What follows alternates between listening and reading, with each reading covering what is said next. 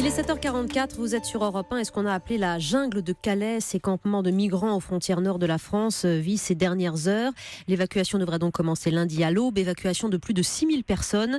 Et en direct de Calais, nous rejoignons le président de l'association L'Auberge des Migrants. Bonjour Christian Salomé. Bonjour. Il y a deux discours aujourd'hui. Il y a celui du ministre de l'Intérieur, Bernard Cazeneuve, qui assure que le gouvernement va réussir ce qu'il appelle un défi humanitaire. Et puis le discours des associations comme la vôtre qui redoutent l'opération. Avez-vous toujours des craintes ce matin et pourquoi ? Alors, ce ne sont pas vraiment des craintes, ce sont trois choses. Premièrement, vu la météo, l'entrée dans l'hiver, le fait que ce bidonville fait de tentes prévues pour l'été et de cabanes, style cabane de jardin, le fait que ce bidonville soit détruit, alors là, je pense que tout le monde en est tout à fait satisfait. Ça, c'est une première chose. La deuxième chose, il y a deux types de personnes, deux types de migrants, de réfugiés, nous disons plutôt des réfugiés, puisqu'ils viennent à 97% de pays en guerre. Donc il y a deux types, il y a ceux qui ont envie de rester en France et qui attendent impatiemment de pouvoir aller dans un centre d'accueil ailleurs que dans ce bidonville. Donc on espère avoir réussi à convaincre jusqu'à 5000 personnes. Donc ça, c'est très bien. Ceux-là sont impatients de partir, les sacs sont prêts, ils attendent lundi. Et il y aura une deuxième phase, c'est ceux qui ont des raisons humainement tout à fait compréhensibles pour vouloir vraiment aller en Angleterre. Ceux qui veulent rejoindre leurs conjoints, leurs frères et sœurs, pour les personnes âgées, rejoindre leurs enfants. Ceux-là, ils n'ont pas envie d'aller en centre d'accueil. Donc le et fait ce sont ces réfugiés-là, de leur donner le choix... Oui. Dans une deuxième phase, on donnera le choix, soit vous allez en centre de rétention, soit vous allez en centre d'accueil, soit vous vous cachez dans Calais. Ouais, ce sont donc ces réfugiés qui ont envie de gagner l'Angleterre qui peuvent poser problème sur le terrain et susciter quelques inquiétudes du point de vue de l'excitation, de la violence éventuelle, Christian Salomé.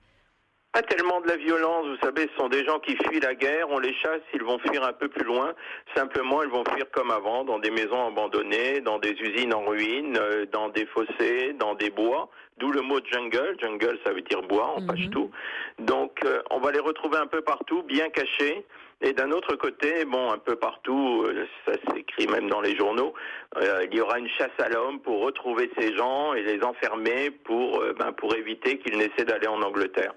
Donc c'est cette phase-là qui, nous, au niveau des associations, nous fait peur.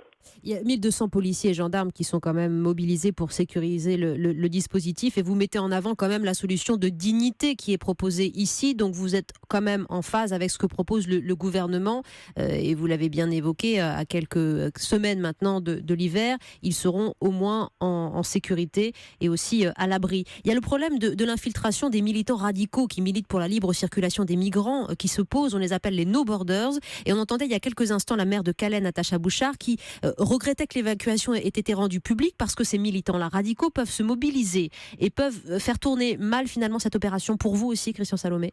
Alors c'est là que vous parliez de violence tout à l'heure.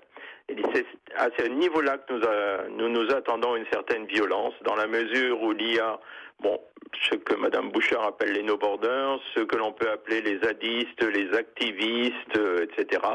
sont des personnes qui... ça me fait penser aux personnes qui venaient au match de foot il y a 10-15 ans pour se battre après le match de foot avec la police. Oui, c'est un petit peu ce modèle-là. Ce sont des gens qui veulent la violence et qui prennent prétexte d'une opération, quelle qu'elle soit, bien souvent, pour monter la violence. Et voilà. Et c'est là qu'il y a un risque de violence, tout à fait, mais ça n'a absolument rien à voir avec les réfugiés. Alors, on va parler de votre association, notamment l'association L'Auberge des Migrants. Quel va être votre rôle à partir de lundi matin et pendant une semaine, le temps de l'évacuation de ces plus de 6000 réfugiés présents dans cette jungle de Calais, Christian Salomé ? Alors, nous ne sommes pas directement impliqués. D'accord. C'est-à-dire que nous allons continuer à faire notre travail habituel, c'est-à-dire distribuer de la nourriture. Nous distribuons à peu près 5000 repas tous les jours actuellement, donc au fur et à mesure que les gens s'en iront, on en distribuera moins. Nous allons distribuer des valises, des sacs pour que les gens puissent amener un petit peu leurs affaires. Nous avons prévu 7000 sacs à dos, valises et autres. Donc ça, c'est en cours de distribution. Nous essayons de convaincre le maximum de gens de rester en France et d'aller en centre d'accueil. Oui, dans toutes les régions de France, région parisienne et Corse exceptée, on en parlait. Tout à fait, toutes les régions de France, sauf Île-de-France et Corse. Mais l'Île-de-France, ils ont assez à faire avec les camps de Paris. Donc de ce point de vue-là, c'est la première chose. Et ensuite, pour ceux qui ont décidé de se cacher, on a prévu on a 600-700 tentes, quelques milliers de couvertures, de duvet, pour qu'au moins il n'ait pas trop froid la nuit. Parce que quand on se cache dans une maison abandonnée, on ne fait même pas de feu, on essaie de rester le plus discret possible. Donc on va essayer de procurer à ces gens de quoi au moins ne pas avoir trop froid la nuit. S'ils dorment dans des bois, leur donner une tente discrète, une petite tente, 2-3 places, pour au moins les protéger de la pluie. Voilà, ce sera ça notre action dans la prochaine semaine. Christian Salomé, il va y avoir une sorte de caserne de triage, des hommes seuls d'un côté majeurs, les mineurs isolés de l'autre, les familles et les personnes vulnérables d'un autre côté, qui gagneront ensuite ces différents centres en région. Et le cas des mineurs isolés pose problème. Un certain nombre de ces enfants demandent à gagner l'Angleterre au prétexte qu'une partie de leur famille y serait déjà. On entendait dans le journal justement que l'Angleterre s'y oppose, en partie qu'elle demande notamment des tests dentaires, car elle suppose que ces enfants ne sont en fait pas mineurs mais majeurs. Que vous inspire notamment cette polémique à leur sujet ? Alors, pour donner quelques chiffres, il y a 1300 mineurs qui sont dans ce cas-là, dont 300 qui ont une famille pratiquement prouvée en Angleterre. Il en reste 1000 qui disent avoir de la famille en Angleterre et qui disent être mineurs. Au niveau du fait d'être mineur ou pas, il y a les deux phénomènes, c'est-à-dire qu'il y a des mineurs qui se déclarent majeurs pour pouvoir tout de suite demander l'asile, parce que s'ils arrivent en Angleterre à l'âge de 16-17 ans, il faut qu'ils s'insèrent correctement, qu'ils apprennent bien l'anglais et qu'ils réussissent dans leurs études pour avoir le droit de demander l'asile à 18 ans. C'est très court. 2 ans, 1 an ou 2 ans, c'est très court. Donc ils risquent tout à fait d'être renvoyés, en particulier en Afghanistan, par l'Angleterre le jour de leurs 18 ans. Oui, donc un sort préoccupant. Il y en a qui font le contraire. Donc il y a des mineurs qui se déclarent majeurs. Il y a probablement des majeurs qui se déclarent mineurs parce qu'ils pensent que c'est mieux pour eux.